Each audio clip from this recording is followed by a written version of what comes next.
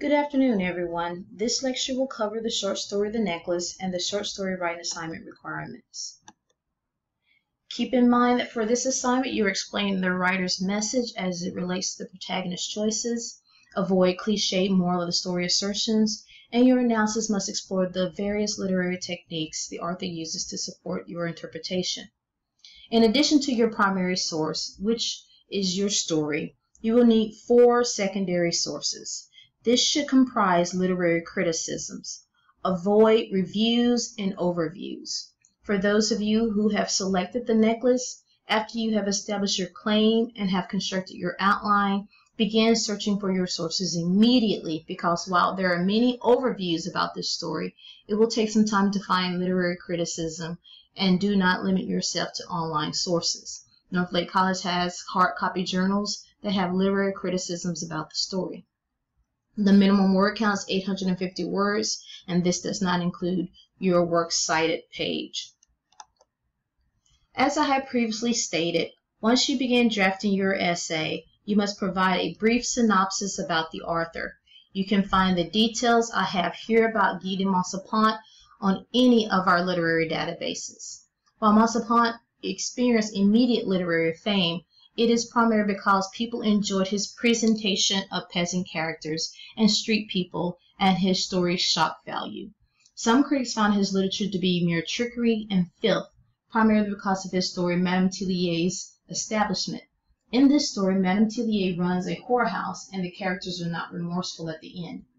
The Necklace, which in its English translation was originally published in 1884, readers, specifically English readers, love this whip-crack plot twist so much that this is what Maupassant is known for, even though he rarely used this form. I, like most critics, believe Maupassant died so early that he did not have a chance to really experience international literary fame. Maupassant died in July 1893, a year and a half after he attempted to commit suicide.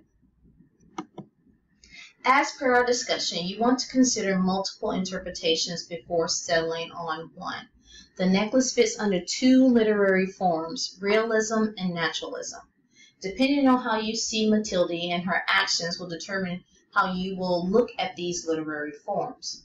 Most students explore Matilde's actions as selfish without considering the time in which the story takes place. If you believe that Matilde's downfall is self-inflicting, consider the realist perspective. Maupassant is showing readers the reality of the human condition. Because the story is told in third-person omniscient, readers are allowed to see Matilde's true self, the jealousy and envy, but these are human characteristics. Most readers hate her because she feels this way. From the very beginning of the story, the narrator explains she had no dresses, no jewels, nothing, and she loved nothing but that. She felt made for that. She was so liked to please, to be envied, to be charming, to be sought after.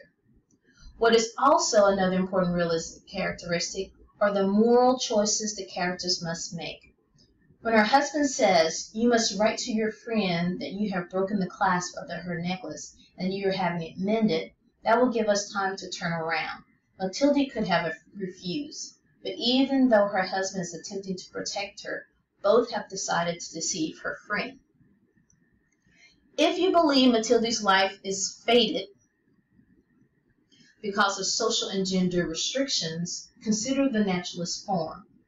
Because she had no dowry, no expectations, no means of being known, understood, loved, wedded by any rich or distinguished man, she had to marry what she could because that is what society expected of women. What is also important to note about naturalism is that the characters' lives are governed by the forces of heredity, instinct, and passion.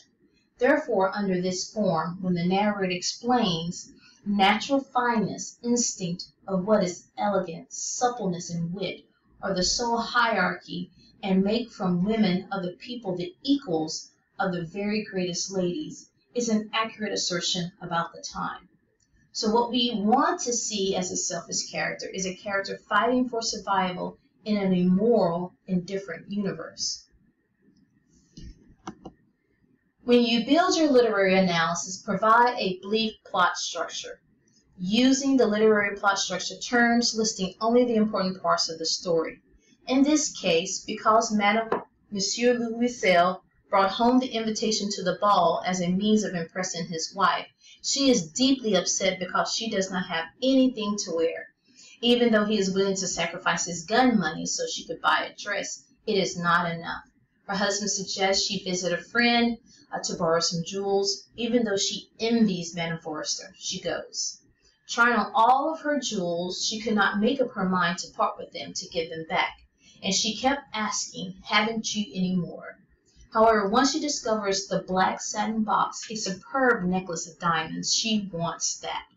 During the rising action, Mathilde is the belle of the ball. Everything readers learn that she wanted in the exposition is fulfilled. All the men looked at her, asked her name, endeavored to be introduced. However, at home, Mathilde realizes that she has lost the necklace. She and her husband spent 10 years paying off their debt for the necklace, and they have been reduced to abject poverty. One day, Mathilde sees her friend with a child and decides to tell her the truth, only to find out the necklace was made of paste. As previously mentioned, this story is told in third-person omniscient, and this perspective helps with the objectivity and truthfulness from both realism and naturalism forms. Whether we like Mathilde or not, Maupassant wants to create characters with flaws that emulate the realness of human beings, which is why, as you begin determining your interpretation of the author's message, that you spend time considering the conflict. Is this a story about man versus self, or is it man versus society? As with every story, the setting helps readers to understand the mood and conflict of the story. Set in Paris in the 1880s suggests the importance of style, fashion, but also gender limitations for women.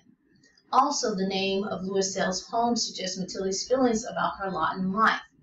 Whether if this is sincere or not, this is how she feels. Fate has dealt her a hard hand. But it's also ironic. At the beginning of the story, she feels herself a martyr, as though she had fallen from her proper station. And the sight of the little Breton peasant who did her humble housework aroused in her regrets, which were despairing and detracted her dreams. However, later in the story, she, like the little Breton peasant, is completing heavy housework. This all demonstrates what she believed was a hard and meager life was an illusion. The last setting, which is the ball, allows Mathilde to shine and put on false pretenses. However, as one critic notes, like Cinderella, once the ball is over, she is reduced back to her menial life. As established, Mathilde is the protagonist of the story, but is she also the antagonist? While many critics do not explore Monsieur Louisel's role in the story, like her, his role in their plighted life is significant. He is an enabler. Yes, he wants to give his wife a nice night out. He sacrifices his gun money and his integrity for her happiness. But he is also rewarded at the ball because the whole official world was at the ball. They were aware that he, a little clerk, is with the prettiest woman of the ball. For those who want to immediately sympathize for Mathilde, we have Madame Forrester, and she changes the way that we should also see Mathilde. This is the friend who Mathilde did not like to go see anymore because she suffered so much when she came back. While Mathilde aged from her 10 years of hard work, Madame Forrester is still young, still beautiful, still charming, and she has a child while the Louisels remain childless. The most obvious irony is the ending, when Madame Forrester tells Mathilde that the necklace was made of paste. But what most students ignore is that even though the necklace was made of paste, it still cost more than Mathilde's dress. Because the realism form, characters are more important than the plot, there are also not that many symbols. Twice in the story, the narrator uses the phrase, "before the looking glass," before and after the ball. The glass is a mirror, which is a conventional symbol typically symbolizing self-reflection. Consider what Maupassant could be implying with Mathilde's first and second look into the glass. One of the most important symbols, I think, in the story is when Mathilde's husband tries to cover her with a modest wrap. Most critics believe this is where the necklace falls. The ruse have been uncovered because Matilda is too ashamed to be wrapped, escapes. Here is where fantasy meets reality, and it cannot be. Even though Matilda tries so hard to escape her life, she cannot. However, the most important and obvious symbol, which can also be considered an allegory, is the paste necklace. When Matilda sees it, it is wrapped in a black satin box, suggesting that it has more value, like Matilda. Even in the beautiful ball gown, her value, either economical or social, is an imitation. Now, as you look at this story and start delving deeper into the story, these are some questions you want to consider. Now, remember, as you build your analysis, you analyze, question, infer, and that's how you come to an interpretation. As you answer this question, answer them and see if you can find textual proof to support your answer. Now, it doesn't matter if you're writing on this story or any other story. A critical analysis requires that you read it multiple times, even during the writing process, that you make active annotated notes, ask questions, plan ahead. That's the major thing, plan ahead, creating multiple interpretations and seeing which one fits or which one that you can find enough adequate resources that will support it. Give yourself time to revise multiple times, looking at your claim, understanding what your claim is, and making sure that each paragraph supports that claim. And also giving yourself time to edit and proofread your paper multiple times, more than once. And also going to the writing center throughout the writing process will help make sure that you address all of the writing prompt questions. Now, this is the basic structure that your paper should follow for a short story analysis. In your introduction, you will have 2 paragraphs. The first paragraph will provide biographical information about the author, followed by a brief plot summary using the standard plot structure terms, and then followed by your claim that explains the author's message as it relates to the protagonist's choices. Each body paragraph will focus on a specific literary element that helps to support your interpretation, followed by use of both your primary and secondary sources that will validate it. And then your conclusion will be an evaluative conclusion. Remember, it should not be a summary of the story. If you have any questions about anything, either the necklace or any of the other short stories, I am happy to help you, but you want to get started. Good luck.